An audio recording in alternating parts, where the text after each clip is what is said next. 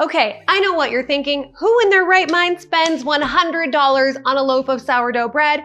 Well, today I am. We're putting $10 sourdough up against a $100 sourdough to see if fancy ingredients and expensive gadgets really make a difference, or if bread is just bread. Spoiler alert, both of these loaves are going to be made using the exact same method, but one of them is getting the royal treatment and the other is basically bread on a budget. Let's see which one comes out on top. First up, the $10 loaf. We're using a store brand enriched bread flour for this. Tap water straight from the sink and classic salt. And I'm gonna bake this in my trusty $20 Walmart Dutch oven that I got on clearance because I love a good deal. This is the basic budget bread, simple, humble, and affordable. And then the $100 loaf. We're gonna be using freshly ground Rouge de Bordeaux wheat, which I'm milling in my $300 Nutrimil grain mill. It's gonna be blended with this organic old world bread flour because why not? We're fancy like that.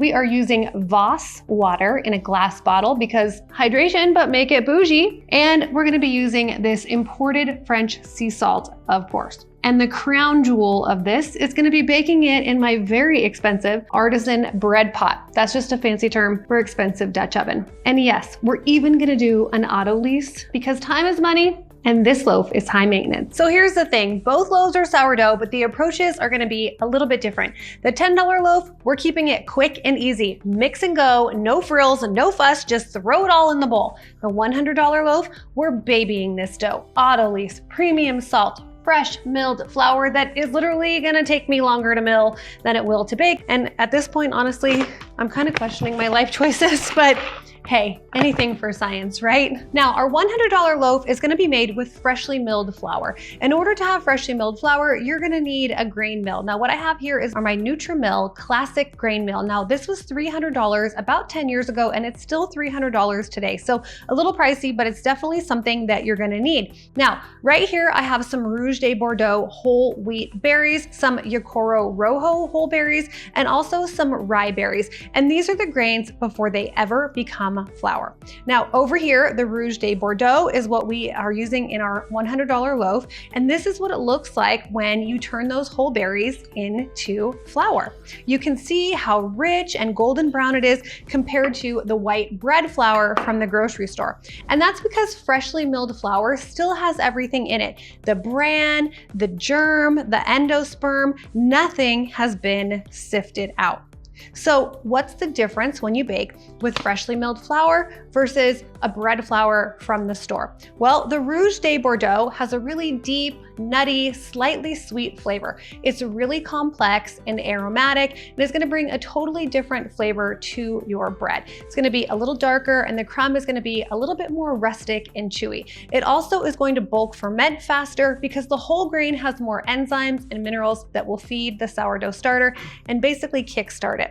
The bread is also gonna be healthier for you. Now, the bread that I'm making with the white bread flour, totally different personality. The flavor is gonna be much milder. The crumb is lighter and more open, and the dough is gonna be a little bit easier to work with because there's no bran cutting through the gluten strands. Now, the color on a bread flour is gonna be white or maybe a pale cream, but it's definitely not gonna be this kind of nutty brown flavor. So both are delicious, but they're different breads for different moods. If you want flavor that really showcases the grain, fresh milled is where it's at. If you want a super light, airy loaf, or you're just starting out, white bread flour is a little more forgiving. But the fun part is that as you get more comfortable with your sourdough journey, you can actually mix some of these flours. You can easily replace 10% of your bread flour with 10% of freshly milled flour without making any other adjustments to your recipe and completely change the way your bread tastes. Now, to show you this in real life and how it really works, this loaf right here was made with freshly milled flour using the Rouge de Bordeaux, and this loaf here was made with the store brand bread flour. This is a cranberry walnut, and this is a chocolate chip loaf for the kids. You can see the difference in the interior of both of these breads. Now, this one has a lot more of a wide open crumb, larger holes. This one's gonna be a little bit more dense, just more structured. And that's kind of one of the primary differences that you'll notice. This one's definitely a lot more light and airy than this loaf is gonna be. And you can also see the difference in the flours here that we have. So this is the store brand white bread flour. You can see that one up close. And then this is our freshly milled flour. So let me put these close together for you so you can kind of see the difference in what they look like, and then what it looks like when you make bread with each one of these flours. There's a clear difference in the color. This one, again, made from the whole wheat berry, and this one, everything has basically been sifted out of this one, the bran, the germ. So it's just gonna bake a different kind of bread. Both good, but different. Let's talk about proofing baskets. For our $100 loaf, we're gonna be using this fancy Banneton, which is a rattan basket lined with linen, and it's about $25 to $30.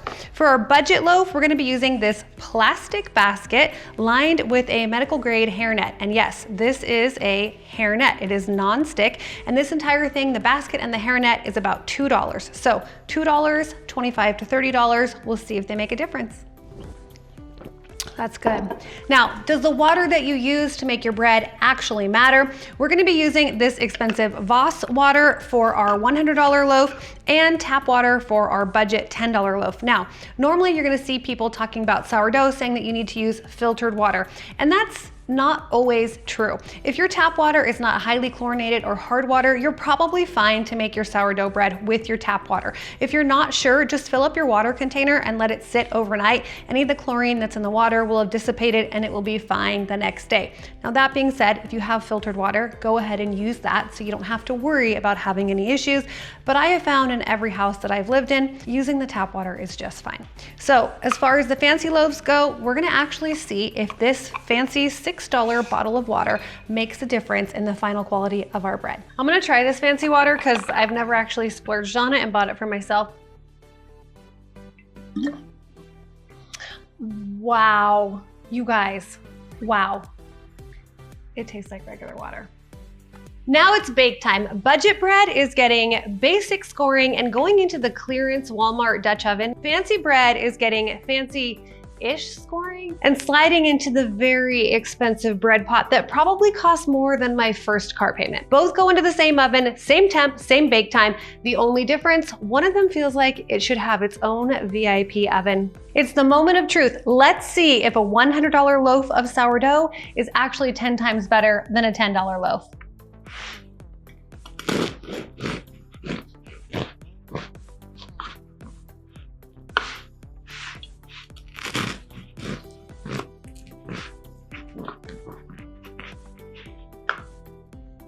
Honestly, both smell amazing. The budget loaf is giving classic sourdough vibes, and the fancy loaf, definitely gorgeous, maybe a little more depth of flavor, but is it $90 more gorgeous? That's the real question. So is the $100 loaf worth it? If you're into fancy grains, imported salt, and using water that costs as much as a latte, then sure, it's definitely an experience. But the truth is, you don't need expensive equipment or rare ingredients to make incredible sourdough at home. A $10 loaf can still taste like $1,000,000 if you know what you're doing. But hey, would I turn down a slice of the $100 loaf? Absolutely not. If you had fun watching this little bread experiment, make sure to subscribe for more sourdough fun. And if you're ready to actually learn how to bake your own sourdough from start to finish, I made a complete beginner's walkthrough video for you. Just click right here and I'll show you every step of the process.